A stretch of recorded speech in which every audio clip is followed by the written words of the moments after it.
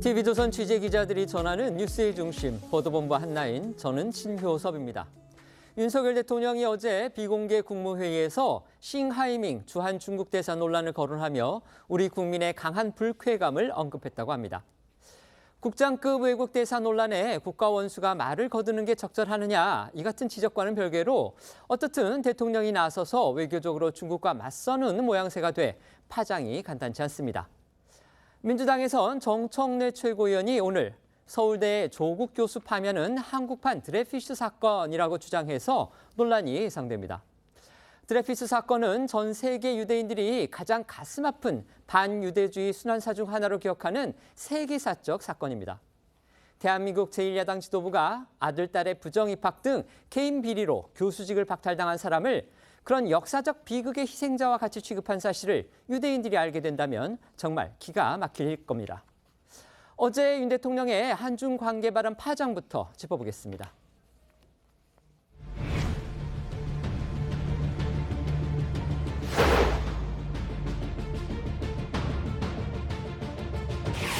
미국이 승리할 것이고 중국이 패배할 것이라는 그런 베이팅이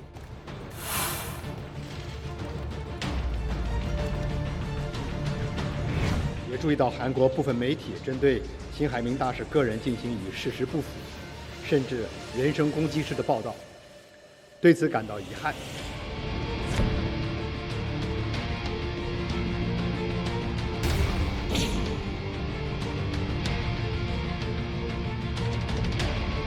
앞으로 외교적 기피 인물로 지정까지 검토되어야 할 것입니다. 추방까지 가서는 안 되고요. 오히려 새롭게 뭔가 돌파구를 열어야 된다.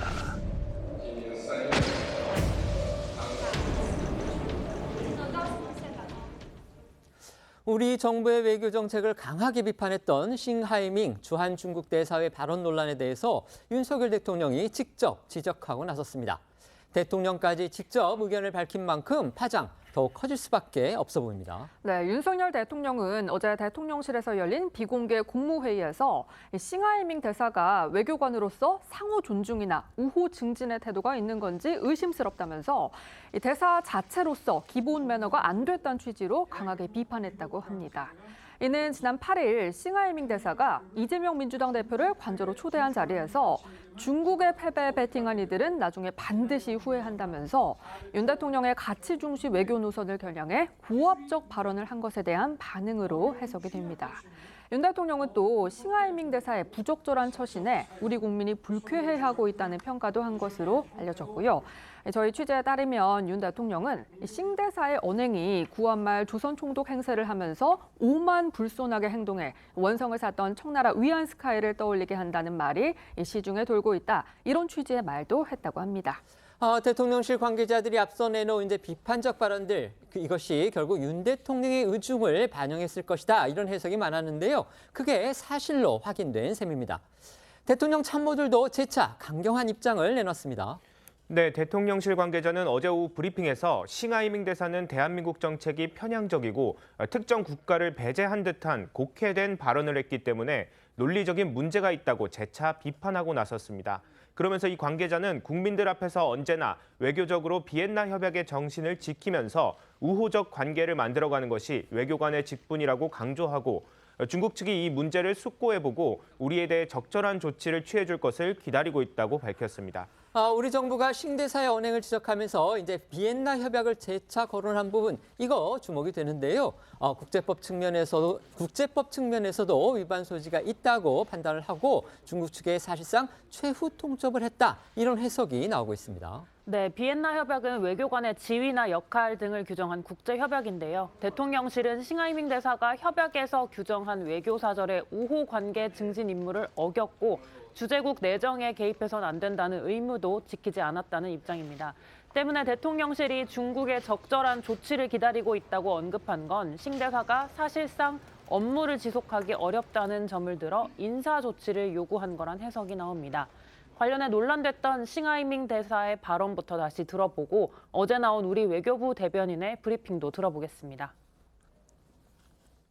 미국이 승리할 것이고 중국이 패배할 것이라는 그런 배팅이 하고 있는 것 같습니다. 외교 관례에 어긋나는 매우 부적절한 언행으로 국내 정치에 개입하는 내정 간섭에 해당될 수도 있는 만큼 이에 대해 엄중한 경고와 강한 유감을 표명한 것입니다. 그런데 중국은요, 이런 우리 정부의 요구 사실상 거부하는 분위기입니다. 네, 중국 외교부 대변인은 어제 브리핑에서 우리 정부가 요구한 싱하이밍 대사에 대한 적절한 조치에 대해서 묻자 즉답을 하지 않았고요. 대신 싱 대사와 관련한 한국 언론 보도를 문제 삼았는데요. 저희도 앞서 전해드린 대로 문화일보는 싱 대사가 1박에 1,000만 원 상당 이 울릉도 최고급 리조트로부터 무료 숙박 접대를 받았다, 이런 의혹을 제기했는데 이 보도에 대한 불쾌감을 표명한 겁니다. 중국 외교부 대변인의 브리핑도 들어보겠습니다. 也注意到韩国部分媒体针对辛海明大使个人进行与事实不符，甚至人身攻击式的报道，对此感到遗憾。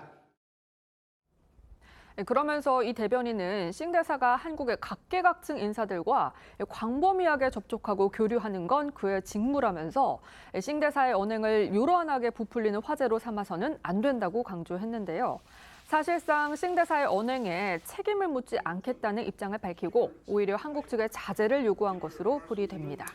중국의 관영 매체죠. 이 환구시보라는 매체가 있는데요. 이 사설을 통해서 싱하이밍 대사를 엄호하면서 우리나라의 외교를 더욱더 비판했습니다. 네, 그렇습니다. 중국 공산당 기관지인 인민일보 계열 환구시보는 어제 사설에서 중국이 지는 쪽에 배팅하는 것은 잘못된 판단이라는 싱 대사의 발언에 대해 이는 사실이 아니냐, 무엇이 과도하며 무엇이 한국을 위협하는 것이고 무엇이 내정 간섭이냐고 반문했습니다. 그러면서 환구시보는 과거 중국과 미국 사이에서 균형을 잡다가 지금은 미국 편에 서서 미국에 배팅하는 것은 급진적인 도박꾼 심리이며 매우 비이성적이라고도 주장했습니다. 한국 외교는 자존감이 높으면서도 예민하고 의심이 많고 연약하며 매우 미숙하다고 비판했습니다. 미국은 싱하이밍 대사의 언행 논란과 관련해서 한국은 동맹이고 협력을 지속할 것이다, 이 부분을 강조했다고 합니다. 네, 미 국무부 대변인은 싱하이밍 대사의 언행 논란 등 중국의 무모한 외교 관행에 대한 입장을 묻자 한국은 우리의 가까운 동맹이고 우린 영내 이슈에 대해 협력을 지속하겠다고 강조했는데요. 싱 대사의 발언이 부적절하다는 걸 애둘러 표현하고 이번 사안과 관련해 한국과 소통을 이어가고 있다는 의미로 해석되고 있습니다. 또 존 커비 국가안보회의 정책조정관도 싱 대사에 대한 질문을 받자 한국은 영내뿐 아니라 전 세계의 훌륭한 동맹이자 친구라며 중국의 일종의 압박 전략이 사용된 것처럼 보인다고 지적했습니다. 중국의 이제 전랑, 이른바 이제 늑대 전사 외교라는 건데요. 이 외교 기조가 우리나라뿐 아니고 유럽 등 지구촌 곳곳에서 충돌을 부르고 있다, 이런 지적이 잇따르고 있습니다. 네, 늑대 전사란 의미의 전랑 외교는요, 시진핑 중국 국가주석 집권 이후 중국의 외교 노선을 상징하는 표현으로 자리 잡았는데요. 늑대처럼 힘을 대외적으로 과시하는 외교라는 뜻으로 중국의 맹목적인 왜국주의에서 비롯됐다는 분석이 나옵니다. 싱하이밍 대사의 언행 논란으로 중국의 전랑 외교가 재조명되고 있는데요. 중앙일보는 지난해 10월 베이징 전람관에는 실제 군복을 입고 군사훈련을 받는 중국 외교관들의 사진이 등장하면서 이 전랑 외교의 현실을 보여줬다고 보도했습니다. 또 정치 전문지 폴리티코 유럽파는 지난해 8월 이 전랑 외교가 워싱턴과 베이징을 넘어서 유럽에까지 확산했다면서 이른바 늑대 지수를 매겨서 전랑 외교관 5인을 지목하기도 했다는데요. 전 주 스웨덴 중국 대사는 스웨덴 언론을 라이트급 권투 선수에 비유해서 가벼운 복서가 헤비급 복서에 집까지 난입하면 어떤 선택이 있겠냐면서 주제국을 깔봤다고 지적했고요. 주 프랑스 중국 대사는 프랑스 전략연구재단 연구위원에게 삼류폭력배, 미친 하이에나 등의 막말을 퍼부어서 프랑스 외교부에 초치당하기도 했다고 합니다. 또 주 영국 중국 대사 역시 미국을 따라 불장난하지 말라면서 모두 타 죽을 거라고 말해서 영국 외교장관에게 초치당했었다고 폴리티코는 전했습니다. 싱하이밍 대사의 언행, 이처럼 이제 외교적으로도 또 정치적으로도 지금 후폭풍이 거센 상황인데요. 이런 상황에서 민주당 의원들이 지금 중국 측 초청으로 중국을 방문한 것으로 그렇게 알려졌습니다. 이게 또 시기적으로도 좀 미묘해서 또 다른 논란을 부를 가능성이 있다. 이런 지적 나올 수밖에 없습니다. 네, 그렇습니다. 민주당 민생경제위기 대책위 소속 김태년, 홍익표 의원 등 5명은 지난 12일 베이징에 도착했고 내일까지 중국에 체류하며 정재계 관계자들을 두루 만날 계획인 것으로 알려졌습니다. 민주당 측은 중국 외교부 등 중국 정부의 초청으로 2달 전부터 추진해온 일정이라면서 한중 관계가 좋지 않지만 우리 기업과 경제에 중국이 중요한 만큼 관계 개선을 모색하자는 취지에서 이뤄진 방문이라고 밝혔습니다. 하지만 일각에서는 시기의 적절성을 두고 또 다른 논란이 불거질 가능성도 있다고 지적하는데요. 거대 야당인 민주당을 통해 윤석열 정부를 압박하려는 중국의 갈라치기 전략에 휘말릴 수도 있다는 겁니다. 실제로 싱하이밍 대사가 집권 여당 대표인 김기현 국민의힘 대표보다 이재명 대표를 먼저 만난 것도 비슷한 맥락이라는 해석도 나오고 있습니다. 여야 정치권은 싱하이밍 대사 언행의 파장을 두고서 지금 여전히 공방을 이어가고 있습니다. 네, 국민의힘에서는 연일 싱하이밍 대사의 부적절한 언행을 비판하면서 추방론에 불을 붙이고 있습니다. 윤희숙 전 국민의힘 의원은 오늘 한 라디오 인터뷰에서 싱 대사가 본인의 업무를 하는 건 이제 불가능해진 상황이니 추방이 아니더라도 중국이 데리고 가는 게 맞다. 중국의 결단을 촉구했고요. 이재명 대표를 겨냥해 국민들이 싱 대사의 고압적인 발언을 듣게끔 자리를 깔아줬다는 비판도 덧붙였습니다. 들어보겠습니다. 대사를 외교를 기피 인물로 삼아서 대사를 내보내야 되는 겁니까? 어떻게 보세요? 아니 뭐 그것도 뭐 완전히 불가능한 저는 솔루션이라고 생각하지는 않아요. 우리 국민들의 마음이 풀어져야 돼요. 추방은 아니더라도 자기네가 데리고 나가는 게 맞겠죠. 그분은 이미 우리나라에서 대사 업무 못해요. 더 문제는 국민들이 이런 날것의 협박을 듣게끔 그 자리를 깔아준 야당 대표는 굉장히 큰 잘못을 했다고 생각합니다. 네, 국민의힘 일각에서는 신중론도 함께 제기되고 있습니다. 국회 외통위원장을 지낸 윤상현 의원은 오늘 한 라디오 인터뷰에서 싱하이밍 대사의 발언이 무례하고 또 추방하면 시원하겠지만 그 파장은 어떻게 감당하겠냐 이렇게 주장했는데요. 들어보겠습니다. 이게 이런 식으로 계속 추방까지 가는데 추방까지 가서는 안 되고요. 이런 걸 가지고 오히려 새롭게 뭔가 돌파구를 열어야 된다. 이게 만약에 경제 분야까지 가고 그건 결국 우리한테 무슨 도움이 되겠습니까? 이런 때일수록 한중 간의 전략적인 물밑 대화를 해야 된다. 지금이야말로 한국과 중국 간의 전략 대화를 개시할 시점이다. 이게 바로 외교라는 거거든요. 어제 저희도 짧게 전해드린 대로 민주당 안에서도요, 싱하이밍 대사의 언행은 물론이고 이제 이를 지적하지 않았던 이재명 대표에 대한 그런 목소리 지금 공개적으로 나오고 있죠. 네, 특히 이재명 대표의 측근이자 친명계 좌장인 정성호 의원이 이 대표가 싱하이밍 대사의 고압적 발언을 그 자리에서 지적했으면 좋았을 거라고 말해 눈길을 끌었었고요. 이 비명계에서는 이 대표를 향해서 좀 더 강한 비판을 내놨는데요. 이원욱 의원은 이 대표가 왜 싱하이밍 대사의 관저까지 갔고 민주당 채널로 유튜브 생중계까지 했는지 이해하기 어렵다고 말했습니다. 정성호 의원과 이원욱 의원의 목소리도 이어서 들어보겠습니다. 저도 왜 관저까지 갔는지 의문입니다. 유튜브를 통해 가지고 생중계한 것도 좀 황당하고 15분이나 되는 긴 글을 낭독할 수 있게 하는 기회를 준 것 같아요. 이거는 왜 그런 의전 절차가 있었는지에 대해서 좀 저 스스로도 좀 의문이 드는 일입니다. 또 이재명 대표도 거기에 대해서 좀 더 그 자리에서 그런 문제점도 좀 지적해서야 되지 않나 하는 좀 아쉬움도 좀 있습니다. 하지만 민주당 안에서는 여전히 이 대표를 옹호하는 목소리도 작지 않은데요. 특히 이제 친명계인 장경태 최고위원은요, 윤석열 대통령이 싱 대사의 언행을 강하게 지적한 건 결국 이재명 대표에 대한 외교적 열등감이 표출된 것이다. 이런 또 주장을 내놨습니다. 네, 친명계 장경태 최고위원은요, 윤 대통령이 싱 대사의 언행을 지적한 부분을 비판하면서 이재명 대표가 외교를 더 잘하는 걸로 보이니까 윤 대통령의 열등감이 표출된 거 아니겠느냐라고 말했고요. 정부가 해야 할 역할을 민주당이 하고 있다고 주장하기도 했습니다. 장경태 최고위원의 목소리도 들어보겠습니다. 아무래도 대통령께서 외교를 잘하고 혹은 잘하고 싶으실 텐데 오히려 이재명 대표가 더 외교를 잘하는 것으로 지금 보여지기 때문에 아마 거기에 대한 열등감이 좀 표출된 것이 아닌가 이렇게 생각합니다. 비공개 국무회의에서 이 특정 국가의 특정 외교관을 지칭해서 상호 존중이나 우호 중진의 태도가 있는 것인지 의심스럽다고 하셨는데 아니 어떤 국가의 외교관이 이 상호 존중과 우호 중진의 태도가 없겠습니까? 본인들이 더 해야 될 역할을 민주당이 해야 되는지에 대해서 좀 더 양심적인 어떤 고민을 하셨으면 좋겠습니다.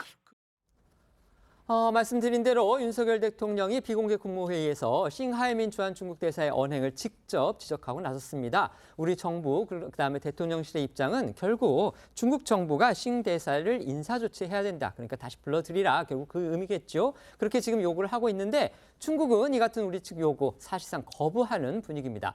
하지만 일부 기사를 보면은요, 이 중국 외교부의 대응이나 이런 걸 보면 결국 이제 확전은 피하려는 그런 모습으로 보인다. 싱 대사가 한국에 온 지 이미 3년을 지났기 때문에 결국 일정 시점에서 자연스럽게 인사 조치를 통해서 교체할 가능성이 있다. 이런 일부 분석 기사도 지금 나오고 있습니다. 이 상황 어떻게 보십니까? 이미 많은 분들이 말씀하셨듯이 중국의 외교를 지금 전랑 외교라고 하잖아요. 그리고 그 자유민주주의 법치하고는 전혀 그 궤를 달리하는 외교입니다. 그런데 지금 한중 관계가 이렇게까지 지금 그 막다른 골목에 치다른 적이 없었는데 이제 임기가 다 돼서 내보내려면은 일단 왜 쥐를 몰아갈 때 구멍 하나를 열어줘야 되잖아요. 이런 식으로 출구를 만들어줘야지 한국에서 막 그 이런 식으로 압박을 해서 마치 또 이렇게 그 할 수 없이 끌려 나간다라는 모습을 중국 정부에서 원하지 않을 거예요. 그래서 지금쯤 이제 싱하이밍을 교체해야겠다라고 마음 먹다가도 이런 상황에 대해서 또 다른 선택을 할 수 있는 가능성을 열어줄 수 있다라는 점에서 굉장히 조심스럽고요. 이 전랑 외교 지금 사례로 뭐 스웨덴이라든지 프랑스, 영국 얘기를 했는데요. 제가 이 말씀은 꼭 드려야 되겠어요. 그렇게 막 마치 또 행패 부리듯 늑대 하이에나처럼 하면서요. 마쿠에서는 곧 이어서 지금 미국의 국무장관과 중국의 외교부장이 회담합니다. 그럴 뿐만 아니라 프랑스의 마크롱하고 시진핑은 교역과 협조를 강화하기로 했어요. 심지어는 지금 미국보다도 더 반중 감정의 전선에 있던 호주하고 지금 중국이 무역을 더 이제 그 다시 재개하는 쪽으로 나가고 있거든요. 이게 무슨 얘기냐면은 중국이 하는 것이 국제 관료라든지 또는 국제 규범에 어긋나지만 국익을 위해서 이런 식으로 실리적인 선택을 한다라는 거거든요. 지금 우리가 중국의 최대 무역 흑자국이었는데 최대 적자국이라고 지금 싱하이밍이 협박을 하잖아요. 그럼에도 불구하고 대통령이나 또는 장관급 또는 국회의원이 싱하이밍을 상대로 해서 뭔가 이렇게 비판하는 거 있잖아요. 이거는 오히려 싱하이밍이 국장급이라 그러면서 키워주는 거 아닙니까? 그래서 이런 여러 가지 차원을 좀 고려할 필요가 있고요. 이 나라는 법치도 아니고 자유민주주의도 아니기 때문에 다루는 데 있어서 특별한 전략이 필요한 건 맞습니다. 네, 말씀해 주십시오. 당연히 우리 국민 입장에서는 화가 나겠죠. 근데 이건 외교의 영역인 거죠. 뭐 우리가 화난다고 해서 중국이랑 전쟁할 수 있는 건 아니기 때문에 저는 그래서 이미 주한 중국 대사가 이 정도 얘기를 했으면 중국 외교부의 나름대로의 전략을 가지고 얘기를 했기 때문에 임기 문제를 가지고 우리가 왈가왈부하는 건 제가 볼 때는 우리가 아무리 얘기한다고 해도 벌어질 문제는 아니라는 생각이 분명히 들고요. 또 하나는 이런 문제에는 대통령께서 개입하시면 안 돼요. 실제로는 외교부 차원에서 하면 되는 겁니다. 대통령까지 이런 부분에 개입하게 되면 이 문제를 풀어나갈 수 있는 방법이 별로 없다라는 측면들이 분명히 있기 때문에 저는 적어도 중국의 태도에 대해서 비판하는 건 맞습니다만 여기에 대한 대응 차원에서 대통령까지 이렇게 개입하는 것은 문제가 있다는 생각이 들고요. 또 예를 들면 계속 국민이 불쾌하다고 말씀하시는데 그렇게 따지면 한일 정상회담에 대해서 국민들이 매우 불쾌해요. 반잔을 치워준다고 얘기하고 뭘 했습니까? 소위 제3자 대의 변제하겠다고 구상권 청구 안 하겠다고 한 다음에 받은 게 뭡니까? 후쿠시마 오염수 문제랑 예를 들면 독도는 자기네 땅이라고 얘기하는 교과서가 검정을 통과했단 말이에요. 초등학교에서. 그때 우리 외교부는 문제 제기를 했었습니다만 대통령실 이런 문제 제기 안 하지 않았습니까? 이게 외교기 때문에 그렇거든요. 전 그래서 말씀하신 것처럼 대중무역이 그러니까 지금 우리가 지금 무역 수지가 15개월째 적자인 상황에 가장 중요한 부분이 중국과의 대중무역 반도체 수출 문제이기 때문에 매우 화난다고 하더라도 이 문제와 관련해서 나름대로 의미 있게 절제된 대응을 하고 윤상현 의원 얘기대로 이렇게 겉으로는 싸우더라도 전략적인 대화를 통해서 우리의 국들을 실현하는 좀 노련함을 보였으면 좋겠습니다. 네. 정치권에서는 윤관석, 이성만 의원 체포동의안 부결 여진도 계속되고 있는데요.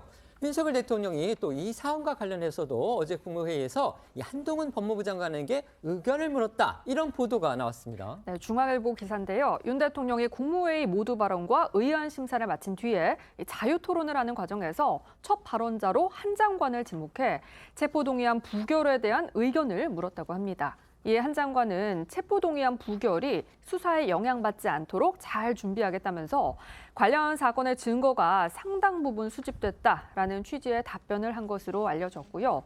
윤 대통령은 한 장관 얘기를 들은 뒤에 다른 장관에게도 여러 질문을 던진 것으로 전해졌습니다. 한 장관은 국회에서 체포동의안이 부결된 직후에도 기자들 앞에서 두 의원에 대해 체포영장을 청구할 증거가 충분하다고 강조한 바 있는데요. 들어보겠습니다. 녹취만으로는 증거가 좀 부족했던 건 아니냐는 지적입니다. 이런 거 보셨어요? 이런 정도 증거를 제가 본 적이 없거든요. 그리고 제가 말씀드렸다는 것처럼 그 녹취 과정에 있는 민주당 측 인사들이 하나같이 거기에 대해 정확하게 부합하는 진술을 하고 있잖아요. 뭐가 더 필요한 건지. 동영상 같은 거 말씀하시는 거예요? 증거는 이례적으로 많다라고 말씀드릴 수 있을 것 같습니다.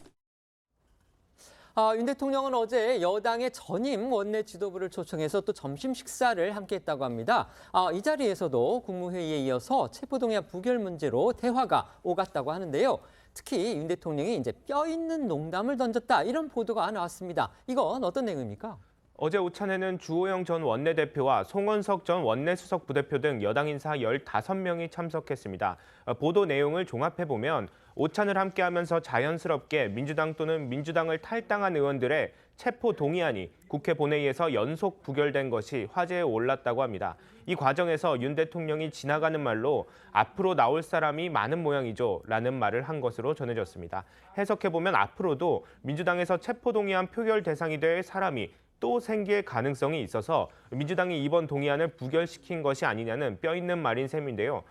윤 대통령은 예전에도 정치가 그랬냐는 언급도 한 것으로 알려졌습니다.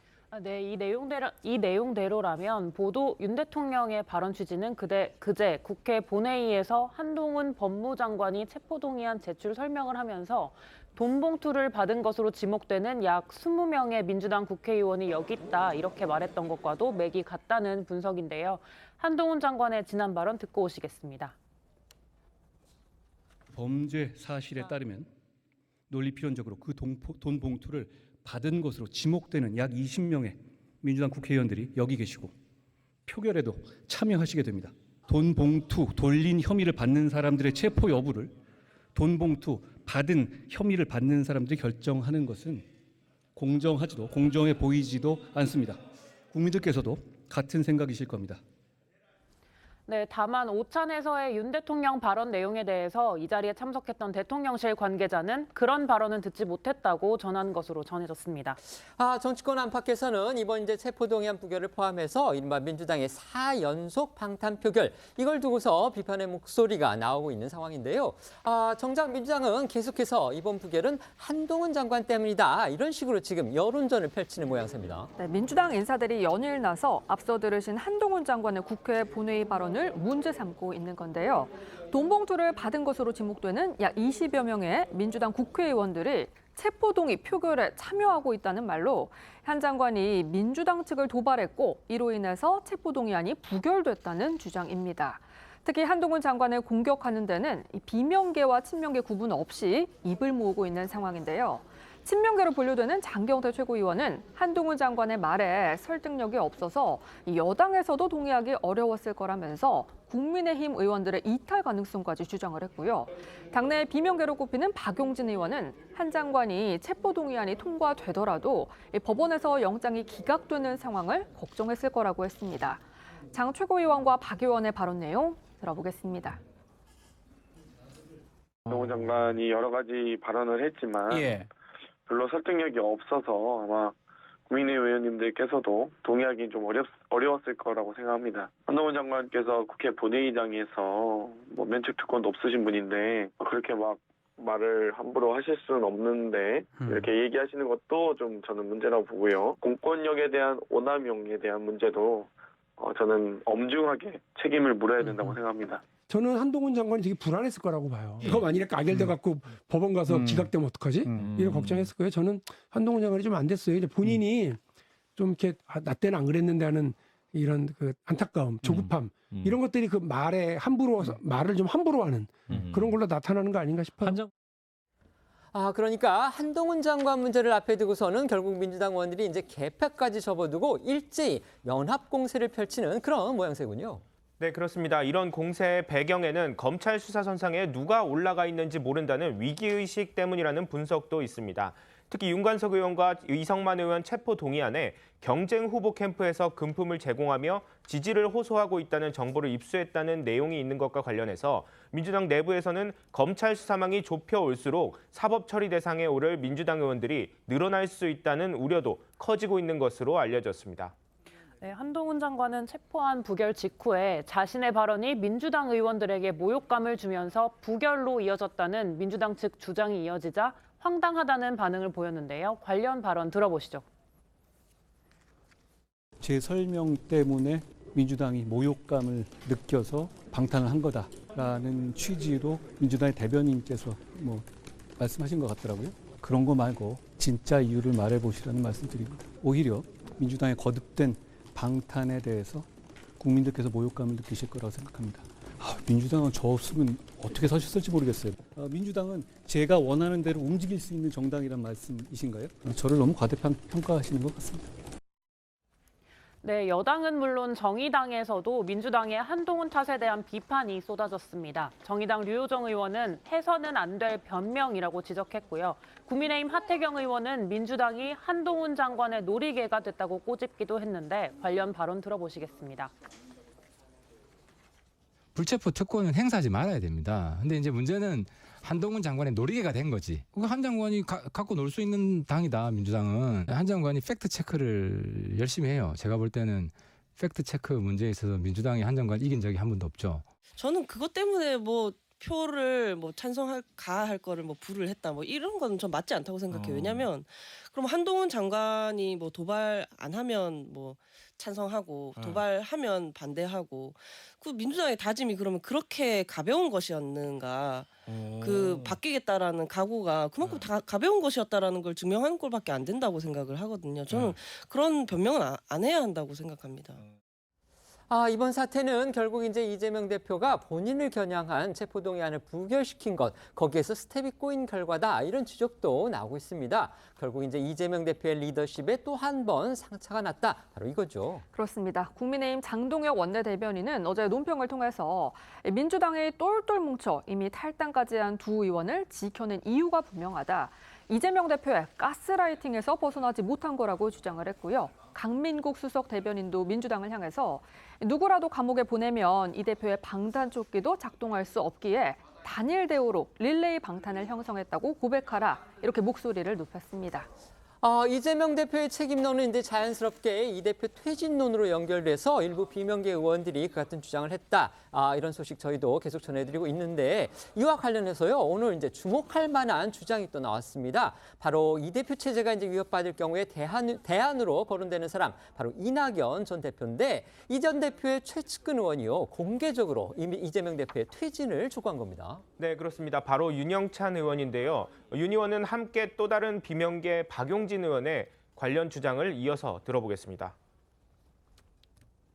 내년 총선의 승리를 위해서 본인이 모든 걸 다 하겠다고 이야기를 먼저 하셨기 때문에 저는 그 부분에 대한 본인의 진퇴 부분에 대해서는 본인이 언젠가는 판단을 할 건데 그러나 그 판단의 시점이 너무 늦지 않았으면 좋겠다. 우리가 시간을 가지고 쇄신할 수 있는 그 시간적 기간이 필요하다는 얘기입니다.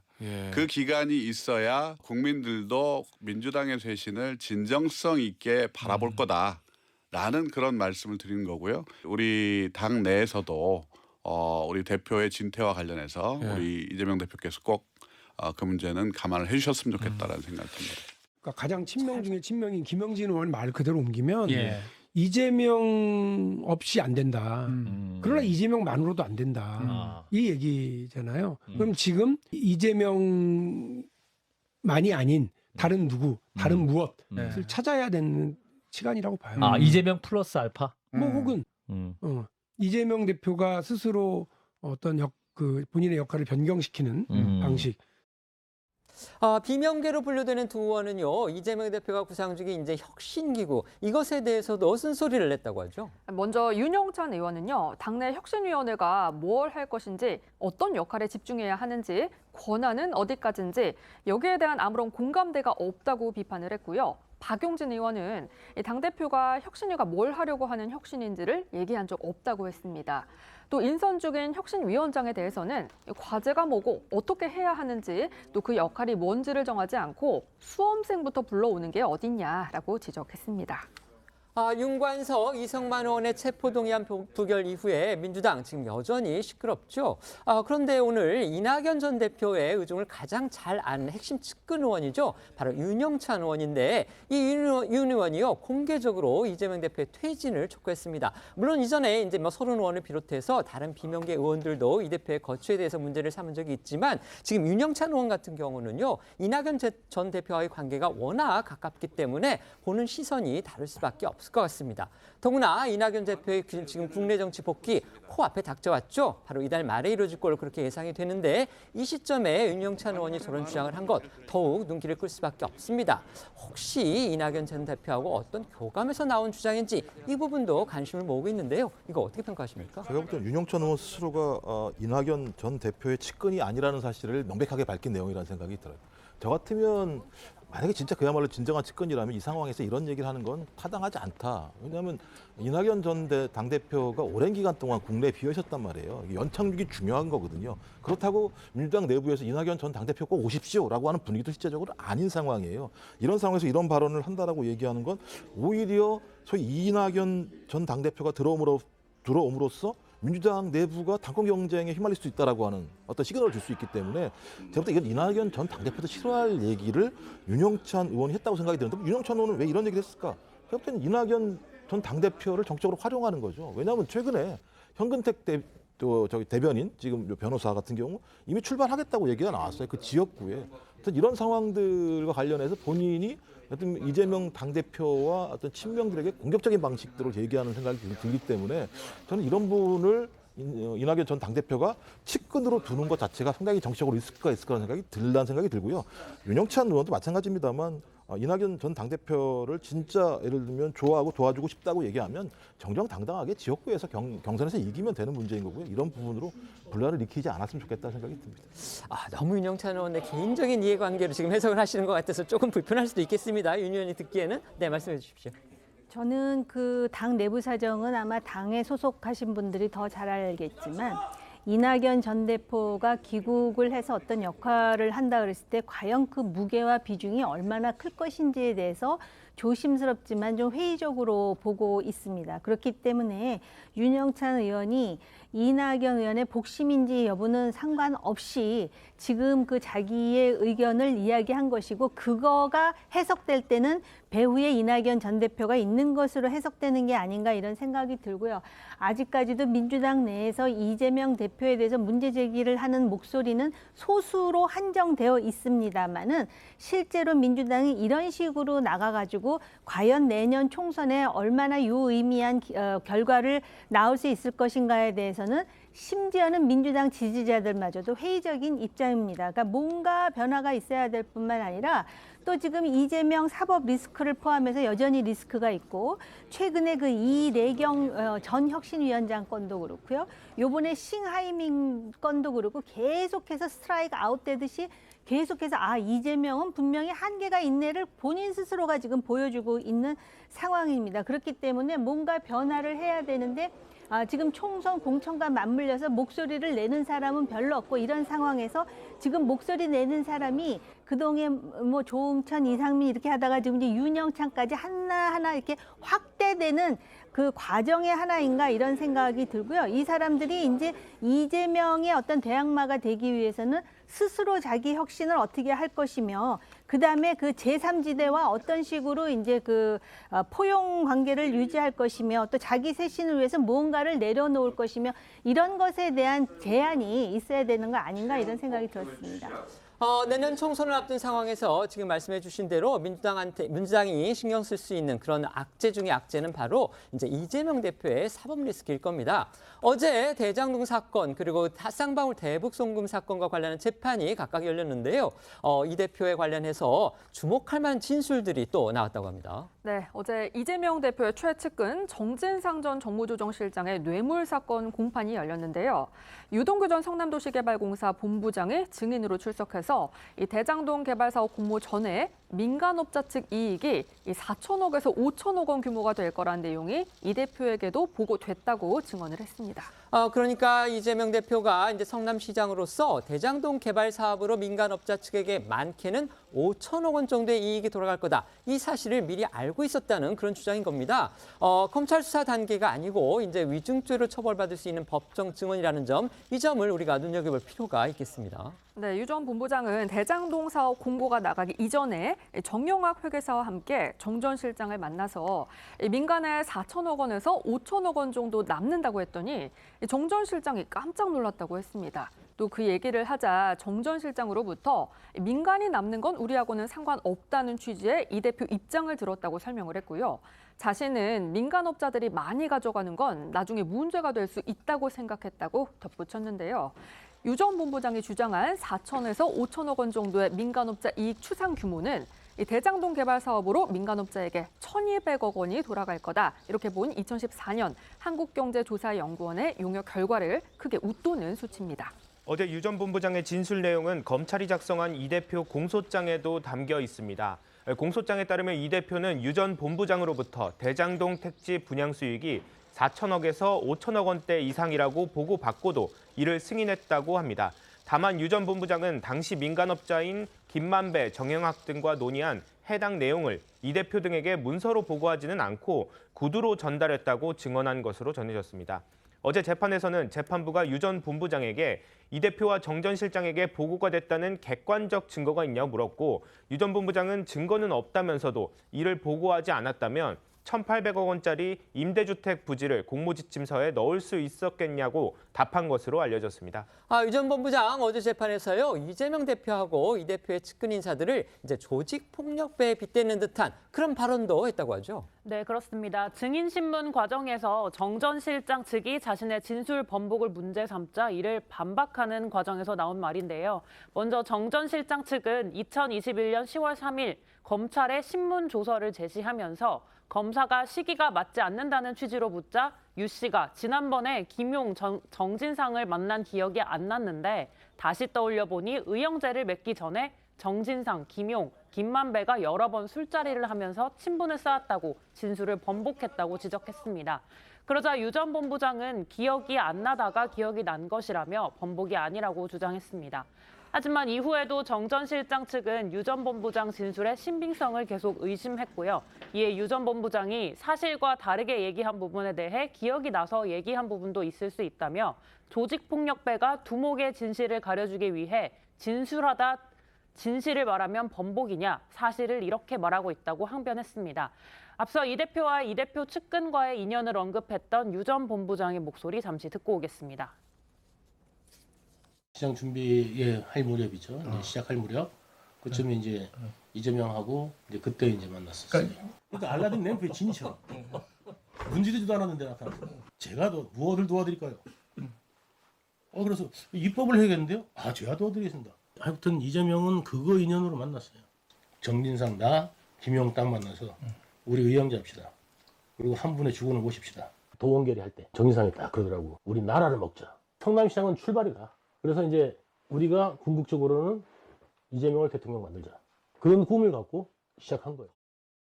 하지만 이재명 대표는 이제 계속해서요, 유 전 본부장의 진술의 그 신빙성을 지적하고 또 반박하고 있습니다. 네, 이 대표는 이틀 전 자신의 SNS를 통해서 유 전 본부장의 진술 번복을 문제 삼으면서 검찰이 엉터리 증거로 정 전 실장을 구속까지 했다고 주장했습니다. 그러면서 자신 측에게 불리한 허위 기사는 폭포처럼 쏟아지더니 유리한 보도는 찾기도 어렵다면서 김용, 정진상 재판, 차고 넘친다던 증거는 어디로 갔나라는 제목의 기사를 공유했는데요. 이 대표가 공유한 기사에는 유일한 증거인 유 전 본부장의 진술이 수시로 바뀌고 있다거나 재판이 중반으로 접어들고 있는 지금까지도 검찰은 증거다운 증거는 전혀 제시하지 못하고 있다는 내용들이 담겨 있고요. 이 대표는 정 전 실장의 돈 요구 여부, 돈 전달 장소 등 달라진 유 전 본부장의 진술이 정리된 기사 속 이미지를 자신의 또 다른 SNS에 공유하기도 했습니다. 관련해 지난 2월 이 대표의 검찰 출석 입장도 다시 들어보겠습니다.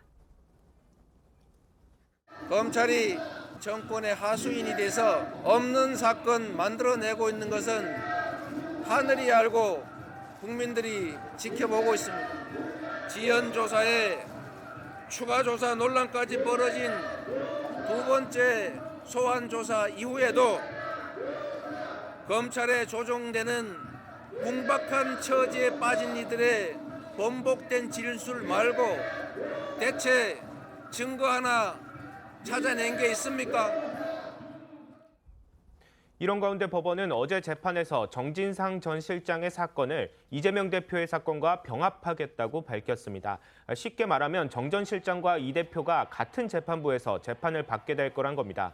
재판부는 이 대표와 정 전 실장이 공동 피고인으로 기소된 대장동 위례신도시 개발 비리와 성남FC 후원금 의혹 관련 재판을 맡고 있는 형사합의 33부와 재판 일정을 논의하다 보니까 정 전 실장이 일주일 내내 법원에 나와야 할 수도 있겠다 싶었다며 중복된 재판 출석을 줄여서 쟁점에 집중하게 하고 방어권을 보장하고 반복된 신문 등으로 인한 비효율을 방지한다는 측면을 종합적으로 고려했다고 병합의 이유를 설명했습니다.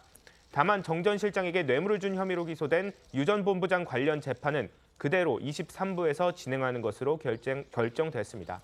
검찰이요, 어제는 대장동 사건의 이제 마지막 고리라고 불리는 천화동인 7호에 대한 압수수색에도 나섰습니다. 네, 그렇습니다. 검찰이 어제 천화동인 7호의 실소유자인 전직 기자 배모 씨의 주거지와 서울 서초구 천화동인 7호 사무실을 압수수색했습니다.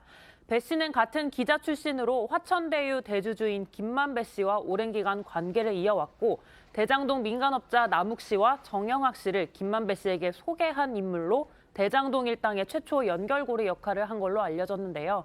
검찰은 배 씨가 범죄 수익을 알면서도 대장동 개발 수익 121억 원 상당을 배당받았다고 보고 배 씨를 범죄 수익 은닉 규제법 위반 혐의로 입건한 상황입니다. 또 검찰은 배 씨와 대장동 팀이 2014년 당시 성남시장이던 이재명 대표의 재선을 위해 언론에 허위 제보를 했다는 의혹도 들여다보고 있는 것으로 전해지는데요. 허위 제보 의혹은 2014년 6월 지방선거 직전 이른바 형수 욕설 파일 공개로 이 대표가 불리해지자 정 전 실장과 유 전 본부장, 남욱 씨 등이 경쟁자인 새누리당 신영수 후보 가족에 대한 허위 사실을 제보했다는 의혹입니다. 말씀드린 대로 어제는요, 이 쌍방울 대북 송금 사건 관련 재판도 열렸습니다. 여기에서는 이재명 대표가 쌍방울 그룹 대북 사업의 최종 결정권자라고 생각했다, 이런 법정 증언이 나왔습니다. 네, 쌍방울 그룹의 투자 유치 업무를 맡았던 전 코스닥 상장사 대표 김모 씨가 이화영 전 경기도 평화부지사 공판에 증인으로 출석해서 당시 이재명 경기지사를 쌍방울 그룹 대북 사업의 최종 결정권자로 생각했다고 주장했습니다. 김 씨는 2018년 지인의 소개로 김성태 전 쌍방울 회장과 알게 된 이후 김 전 회장의 부탁으로 쌍방울 그룹 대북 사업 관련 외부 투자금 유치 업무를 맡았고 김 전 회장 그리고 방용철 전 부회장과 쌍방울 그룹 투자 유치 관련 회의를 진행할 때마다 회의록을 직접 작성한 것으로 알려졌는데요. 김 씨는 어제 공판에서 쌍방울 그룹의 대북 사업이 너무 큰 프로젝트라 의심이 많았다면서 솔직히 말하면 민간 기업이 어떻게 독자적으로 할 수 있을까? 분명히 뒤에 뭐가 있겠다라고 상식적으로 생각했다고 주장했습니다. 또 어제 공판에서 검찰은 김 씨가 기록한 2019년 쌍방울 대북 사업 진행 상황 회의록을 공개하기도 했습니다. 검찰이 회의록 내용 중 인도적 지원에 너무 많은 예산, 그러나 경기도 부지사 등 요청이 전제돼 다른 옵션 없음이라고 기재된 것을 놓고 경기부지사 등의 이재명 당시 경기지사도 포함되냐고 묻자 김 씨는 솔직히 말하면 이재명 대표가 최종 결정권자라고 생각했다고 답했습니다. 김 전 회장이 이 전 부지사와 통화하면서 윗사람에게 잘 보고해달라는 취지로 부탁한 것도 그분, 그러니까 이 대표 말고 다른 윗사람이 있을 거라 생각하지 못했다고도 말했습니다. 김 씨는 또 김성태 전 쌍방울 회장이요, 이화영 전 경기도 평화부지사를 쌍방울 그룹의 리더 이렇게 표현했다고 증언했습니다. 네, 그렇습니다. 당시 투자자들이 쌍방울의 대북 사업 우선권 확보를 의심하자 김 전 회장이 경기부지사는 단순 협력 관계가 아니라 그룹 리더로 봐도 된다. 이화영이 직접 투자자들에게 쌍방울 대북 사업을 설명할 수 있다고 말했다는 건데요. 이어 김 씨는 2019년 4월 마카오에서 북측 인사와 회식을 할 때 김성태 전 회장을 통해 이화영 전 부지사와 통화했다며 경기도의 대북 사업 지원과 관련해 이 전 부지사와 직접 통화했다는 주장을 했습니다. 당시 식당이 굉장히 소란스러워서 10초 정도 통화했는데 이 전 부지사에게 경기도의 지원이 맞냐고 물었고 맞다는 대답을 들었다고 말했습니다. 하지만 이화영 전 부지사 지금 모든 혐의를 부인하고 있는 그런 상황입니다. 네, 이 전 부지사는 2018년 7월에서 2022년 7월 대북 사업 지원을 대가로 쌍방울 그룹에서 법인카드와 차량 등 약 3억 2천만 원의 불법 정치자금 및 뇌물을 수수한 혐의 등으로 지난해 10월 구속 기소됐지만 모든 혐의를 부인하고 있는 상태고요. 이재명 대표 역시 자신과 쌍방울의 연관성 의혹을 여러 차례 부인한 바 있는데요. 두 사람의 이야기도 다시 들어보겠습니다. 쌍방울과 이재명은 대체 무슨 관계입니까? 나도 모르겠어. 뭘 알아야 내가 인연이라면 이거 내이 사입은 거. 이재명 대표와 측근으로 알고 있는데요. 이재명 대표와 뭐 관련 있는 사건입니까? 네. 혹시 그 법인카드 받아가지고 이용했다는 혐의 인정하십니까? 한 말씀만 부탁드릴게요. 혹시 오해를 잘 설명할게요. 하지만 어제 공판에선 지난 3월 숨진 채 발견된 전 경기도지사 비서실장 전모 씨가 2019년 5월 김성태 전 회장 모친상에 조문을 갔을 당시에도 쌍방울이 경기도를 대신해 북한에 스마트폰 비용을 전달했다는 취지의 발언을 했다는 정황도 제시됐습니다. 증인으로 출석한 전 쌍방울 비서실장 엄모 씨가 도지사 비서실장 전 씨가 김 전 회장 모친상에 조문했다고 진술했는데 사실이냐는 검찰의 물음에 그렇다고 답했고, 전 씨가 김 전 회장 모친상에와 쌍방울이 경기도를 대신해 북에 스마트폰 비용을 전달해줘 고맙다. 앞으로 대북 사업의 모범이 돼달라고 말했다는데 맞냐? 이런 질문에도 맞다고 답한 겁니다. 이어서 엄 씨는 그렇다면 경기도에서도 쌍방울의 대납을 알고 있었다고 추측할 수 있는데 이 전 부지사도 대납을 인지하고 있었고 나아가 당시 이재명 지사에게도 전파했다고 보이는데 생각이 어떤가란 검찰의 질문에도 그렇게 생각한다고 말한 것으로 전해졌습니다. 엄 씨는요, 이재명 대표하고 김성태 전 쌍방울 회장의 관계에 대해서도 증언을 했다고 하는데요. 소개해 주시죠. 네, 임 씨는 어제 공판에서 김 전 회장과 당시 이재명 지사가 통화하는 걸 봤다고 진술한 것으로 전해집니다. 해당 통화는 쌍방울이 북한에 외화를 성공적으로 보낸 것과 비비안을 인수한 것을 축하하기 위해 김 전 회장이 주최한 자리에서 이뤄졌다고 하고요. 검찰이 김 전 회장이 이 지사에게 준비를 잘해 좋은 성과를 내라고 말했고 이 지사도 고맙다는 취지로 말한 걸로 이해했다는 진술이 맞냐고 묻자 엄 씨는 또다시 맞다고 답한 것으로 전해졌습니다. 이재명 민주당 대표가요, 며칠 전에 직접 이 유동규 씨의 진술 번복 문제를 지적하면서 검찰 수사를 비난한 반면에 어제 열린 두 재판, 그러니까 대장동 관련, 그다음에 쌍방울의 대북 송금 의혹 사건, 이 두 재판에서는 유동규 씨를 비롯해서 쌍방울 관계자 등이 이 대표의 대장동 그리고 대북 불법 송금 의혹 연루 여부에 대해서 지금 증언들을 내놨습니다. 저희가 다 소개를 해드렸는데 물론 이제 검찰의 질문에 대한 답변 형식으로 증언이 상당히 이루어진 건데요. 이 상황 어떻게 보셨습니까? 저는 진짜 심각한 피로감을 느끼는데요. 예를 들면 이제 검사가 동일한 질문을 반복적으로 해서 또 이 피의자라고 하는 사람이 계속 동일한 얘기를 해야 되는 상황들이 반복적으로 벌어지고 있다. 지금 왜 그러냐면 지금 대부분 내용 자체가 지금 진술 내용밖에 없잖아요. 검찰이 뭐라고 얘기했습니까? 차고 넘치는 증거가 있다고 얘기했는데 증거가 지금 하나도 안 나오는 상황인 거고요. 이제 문제는 그 진술이 예를 들면 신빙성이 있고 일관성이 있고 그것을 입증할 증거가 있어야 되는데 유동규 씨 개인의 진술 내용에 대해서 법정에서조차 판사들이 뭔가 문제가 있다고 갸우뚱되는 상황인데 계속 유동규의 진술을 가지고 검찰이 유죄인 양 지금 몰아가고 있는 측면이 분명히 있어요. 만약에 대장동 사건이 문제라고 얘기한다면 적어도 배임이잖아요. 배임의 사유가 있어야 될 거 아닙니까? 그럼 검찰이 얘기한 게 428억이잖아요. 제발 428억 좀 기소하라니까요. 그게 기소가 됐을 때 배임의 사유가 있구나라고 하는 심증들을 갖고 이 재판에 대해서 어떤 결말이 나겠구나 생각할 수 있는데 계속 진술을 반복하는 거 이번도 마찬가지인데요. 유동규 씨가 진술했다는 내용이 그런 거 아닙니까? 문서가 아니라 구두로 보고 있기 때문에 이재명 그 당시 성남시장에게 증거는 없다라고 얘기하고 있고 이재명이 정인상한테 얘기한 내용을 내가 또 유동규가 들었다고 얘기를 하는 상황이고 그다음에 한국경제조사연구원이 1,200억 원 정도의 이익이 날 거라고 추정을 했는데 대장동 개발업자가 4천억에서 5천억이라고 얘기했는데 그럼 누구 말을 믿겠습니까? 상식적으로. 한국경제조사연구원 말을 믿어야 되는 게 아니에요?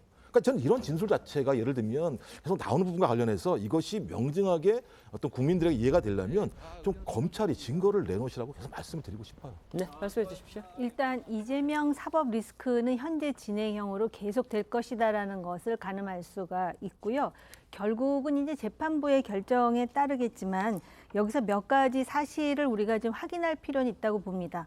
성남 FC 같은 경우는 이미 상당 부분이 이제 범죄가 소명이 됐기 때문에 오늘 이 진술을 보면은 주로 대장동과 쌍방울 얘기가 많이 나오는데요. 특징이 있어요. 그 유동규 씨 관련해 가지고 대장동 문제는 지금 혼자 그 증언하는 사람이 거의 유동규가 아닐까 싶을 정도로 다시 말씀드리면 정진상, 김만배에 여전히 막혀 있고 또 그 검찰에서 우회로로 천화동인 7호 등 다양한 증인들을 지금 불러내서 진술을 지금 듣고 있는 상황이라는 것이고요. 이 진술의 일관성이라든지 또는 그 소위 그 합리성을 이제 재판부가 어떻게 판단하느냐에 달려 있고요. 쌍방울과 관련해 가지고는 스마트팜이라든지 뭐 여러 가지 얘기가 나오고 그다음에 이화용 전 부지사는 혼자 계속해서 집요하게 아니다라고 부인을 하고 있지만 쌍방울과 관련해서는 진술하는 사람들이 계속해서 늘어나고 있다는 것을 알 수가 있습니다. 그렇기 때문에 이 재판이 계속되는 한 민주당의 이재명 대표의 사법 리스크는 하루아침에 정리되지 않을 것이다라는 것은 우리가 확인할 수가 있죠. 네. 이제 조국 전 법무부 장관 소식 알아보겠습니다. 서울대가요 어제 이 법학전문대학원 교수직을 갖고 있던 조국 전 장관을 교수직에서 파면하기로 의결했습니다. 이래서 일단 이 서울대 차원에서는 3년 넘게 끌어온 징계 논란 일단락이 됐습니다. 네, 2019년 12월 뇌물수수 등의 혐의로 재판에 넘겨진 지 약 3년 5개월 만의 일입니다. 서울대는 2020년 1월 정상적인 직무 수행이 어렵다는 이유로 조 전 장관의 법학전문대학원 교수 직위를 해제했었지만 파면이나 해임, 정직 등을 논의하는 징계 절차는 미뤄왔었는데요. 검찰의 공소사실 요지만으로는 혐의 내용을 입증하는 데 한계가 있다는 이유였습니다. 조 전 장관이 직위 해제로 교수 자리에서는 물러났지만 서울대 교수 신분은 유지한 덕분에 꼬박꼬박 급여를 받은 사실도 논란이 됐었는데요. 오세정 전 총장은 논란 속에도 조 전 장관에 대한 징계를 미뤄오다가 지난해 7월에야 징계 의결을 요청했고요. 어제 서울대 징계위원회가 조국 교수에 대한 파면을 의결한 겁니다. 파면은 사실 이제 교수로 입장에서 보면 이제 일반 공무원도 마찬가지지만 가장 강력한 징계입니다. 이게 5년 동안은 교수를 다시 할 수가 없고요. 그다음에 퇴직금이라든지 연금 문제에서 상당한 불이익을 받는 그런 강경한 징계 조치인데 그런데 서울대는 이같이 파면 조치를 결정을 하면서도 막상 이 결정의 이유 이건 구체적으로 밝히지 않았다고 합니다. 서울대 측은 파면 결정 배경에 대해서 공식적으로는 함구를 하고 있습니다. 법원의 1심 판결이 파면 의결에 결정적인 영향을 준 거 아니냐 이런 분석이 나오는 이유입니다.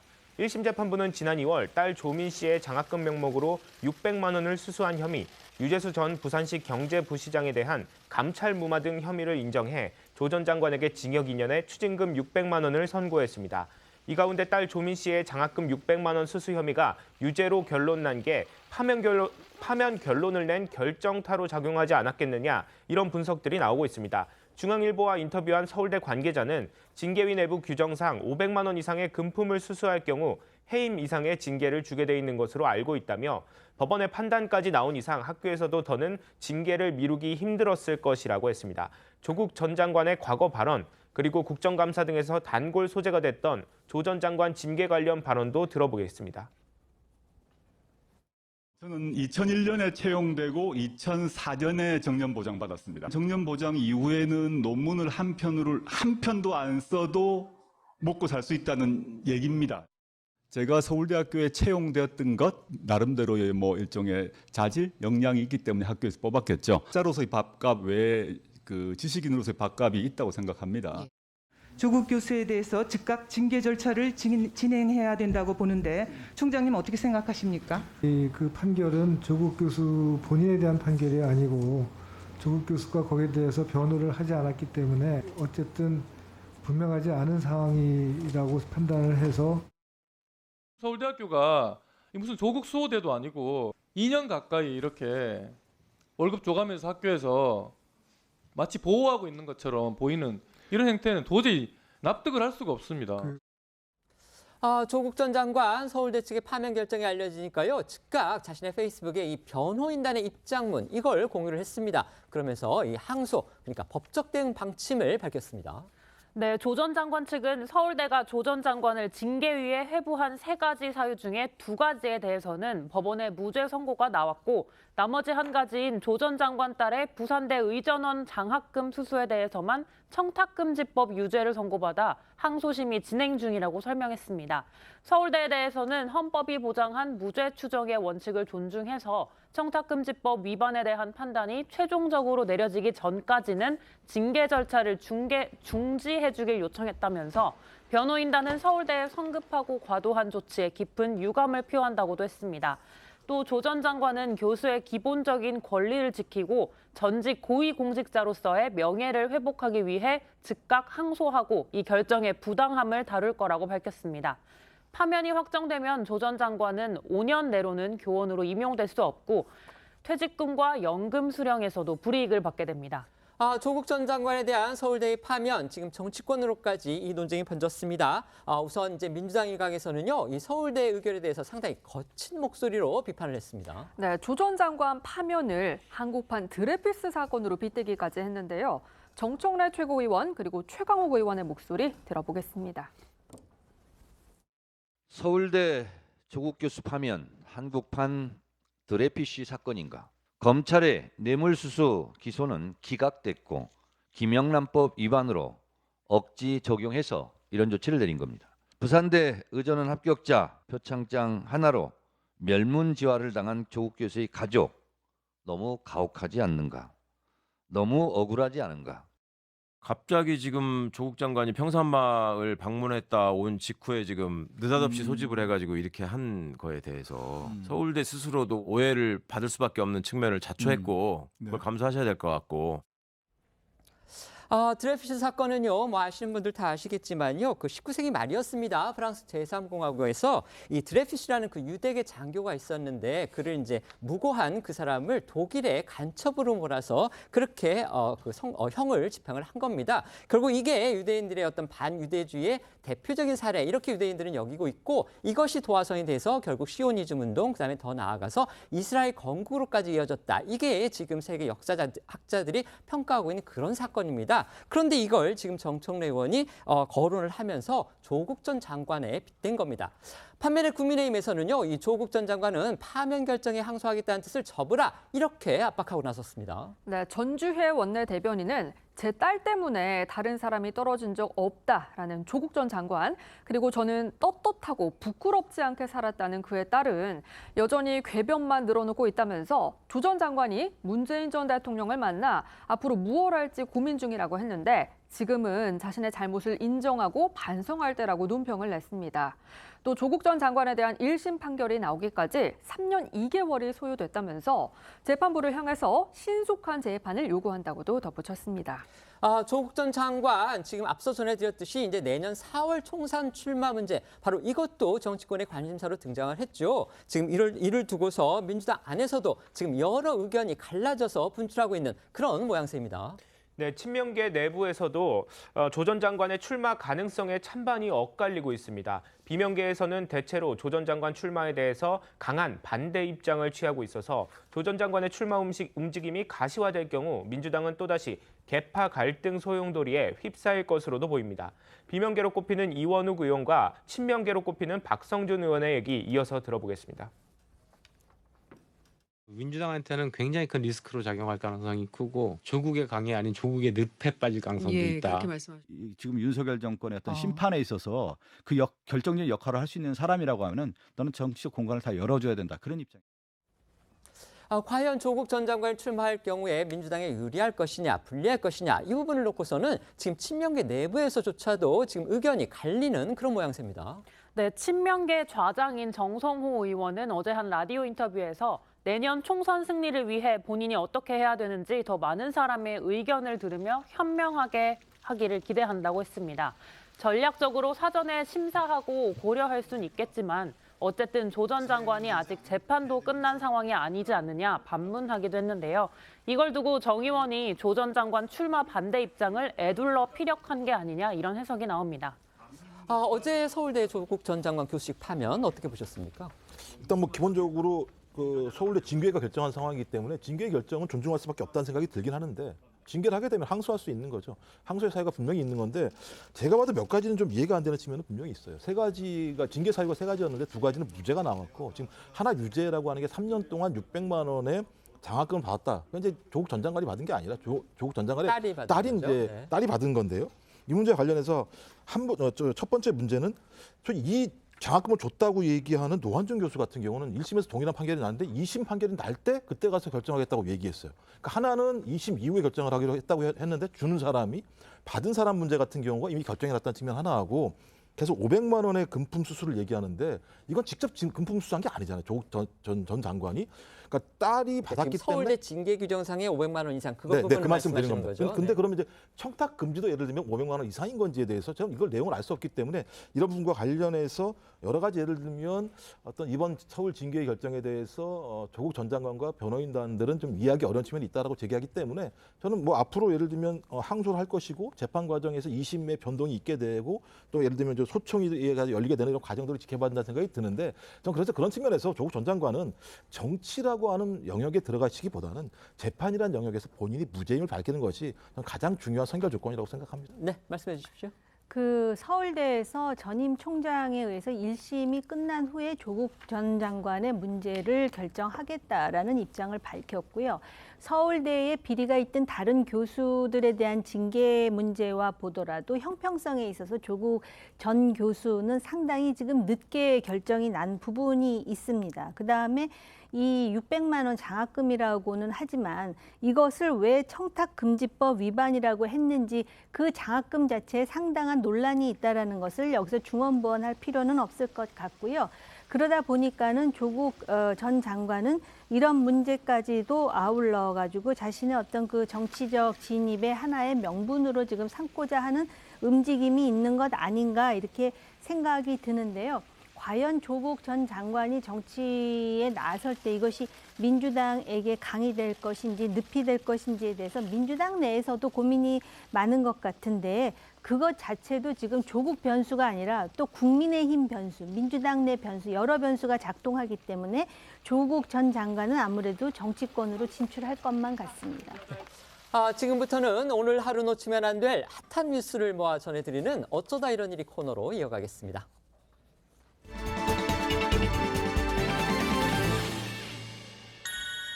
첫 번째 키워드는요, 한효주 탈세 의혹입니다. 배우 한효주 씨의 세금 관련 소식입니다. 네, 깨끗한 이미지로 다양한 영화와 드라마에서 여주인공을 도맡아 했던 배우 한효주 씨가 탈세 의혹에 휩싸였습니다. 아주경제 등 보도에 따르면 서울지방국세청은 지난해 말 한효주 씨를 상대로 비정기 세무조사에 착수한 뒤 세금을 과소신고한 것으로 확인하고 6천만 원 상당의 추징금을 부과한 걸로 전해졌는데요. 이 같은 사실이 알려지면서 일각에서는 한효주 씨가 탈세한 게 아니냐는 의혹이 제기됐던 겁니다. 탈세는 그 의혹이 불거지는 것 자체가 이 이미지가 생명인 연예인들에게는 정말 치명타가 될 수도 있는 그런 소식입니다. 특히 한효주 씨는요, 과거에 이 모범 납세자로도 선정되기도 했습니다. 네, 탈세 의혹이 불거지자 한효주 씨 소속사는 곧바로 입장문을 내고 반박을 했는데요. 특히 말씀하신 것처럼 과거 모범 납세자로 선정돼서 국세청 홍보대사까지 역임했던 점을 강조하면서 해명에 나선 겁니다. 한효주 씨 소속사는 탈세 의혹을 살 만한 부분이 전혀 없었다면서 과세 대상 여부에 대한 해석 차이로 회계 처리상 착오가 생겨 추징금을 내게 됐다고 설명했고요. 이어 한효주는 2011년 국세청 홍보대사를 역임했고 2014년엔 성실 납세자, 2018년엔 모범 납세자, 대통령 표창을 받을 정도로 성실히 세금을 내왔다고 강조했습니다. 이처럼 국세청이 최근 몇 년간 유명 연예인을 상대로 잇따라 세무조사에 들어간 것은 연예인들이 유령 법인을 세우고 건물을 매입하는 방식으로 절세 효과를 누리고 있다는 의혹 때문입니다. 한효주 씨 역시 가족 명의로 페이퍼 컴퍼니를 설립한 뒤 법인 명의의 건물을 사들였다는 의혹이 전해지고 있습니다. 한 씨가 2018년 5월 서울 은평구 소재 건물을 법인 명의로 매입했는데 법인 대표가 한 씨 아버지였으며 법인을 운영한 흔적이 없었다는 주장인 겁니다.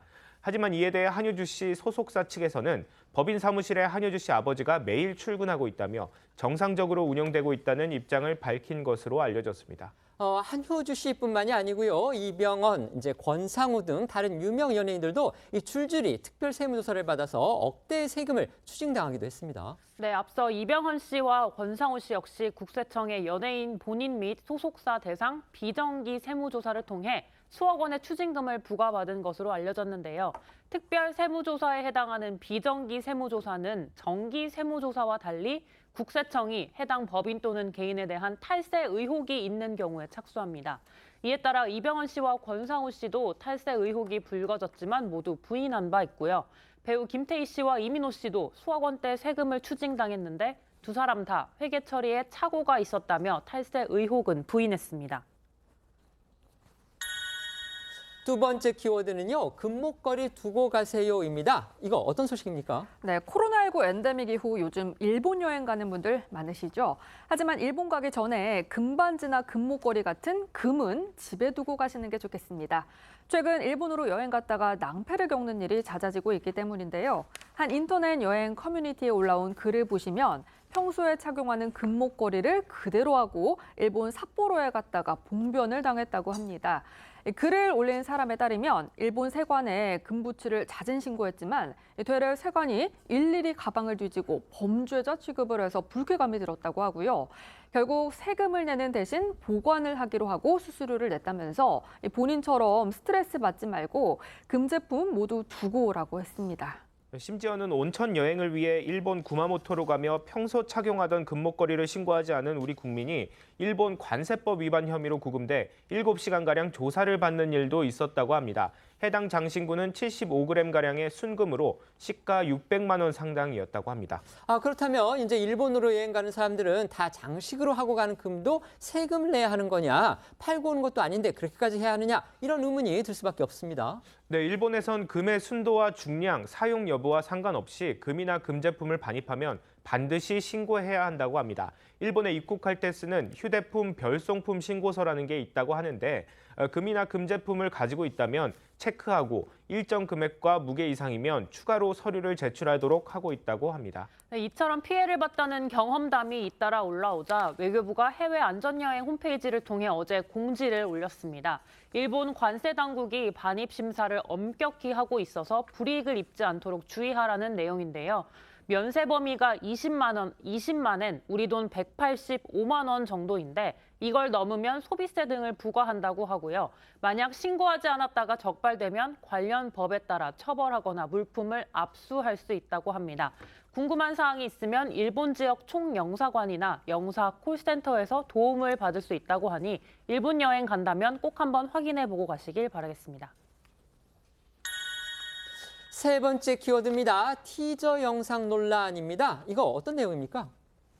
네, 독특한 소재 드라마로 팬층을 확보하고 있는 임성한 작가가 새 주말극 아씨 두리안으로 돌아오는 가운데 방송을 앞두고 공개된 티저 영상의 일부 장면이 파격 전개와 강렬한 서사로 논란이 불거졌다는 소식입니다. 문제가 된 건 재벌가 며느리가 시어머니에게 사랑 고백을 하는 듯한 장면이었는데요. 주말 저녁에 가족들이 함께 시청하기에 적절하지 않은 설정이 담긴 거 아니냐. 이러면서 기독교 단체 등 일각에서 우려의 목소리가 나왔습니다. 논란이 제기되자 관련해 제작진이 서둘러 설명회를 갖는 등 오해를 불식시키기 위해 나선 것으로 전해졌습니다.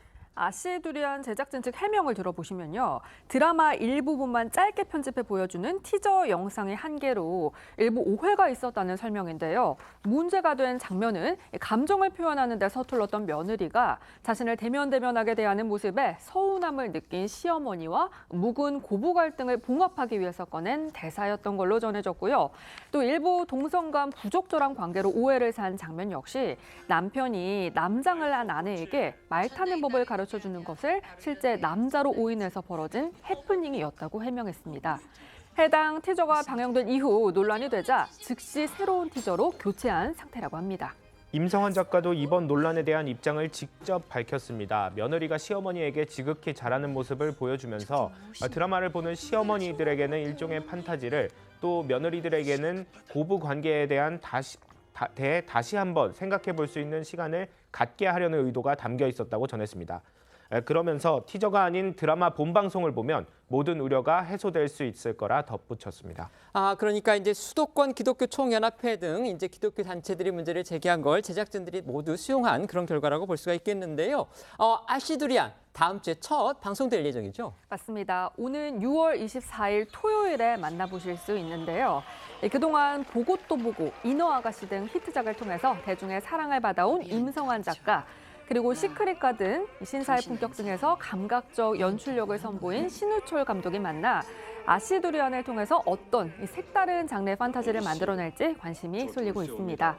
여기에 명품 연기파 배우 박주미 씨, 최명길 씨, 윤혜영, 전노민 씨 등이 펼칠 환상적인 시너지까지 오감을 자극할 고품격 판타지 드라마 아시두리안 기대하셔도 좋을 것 같습니다. 저희는 1분 뒤에 다시 돌아오겠습니다. 오늘 준비한 소식은 여기까지입니다. 저희는 내일 오후 1시에 더 핫한 소식으로 찾아뵙겠습니다. 시청해 주셔서 고맙습니다.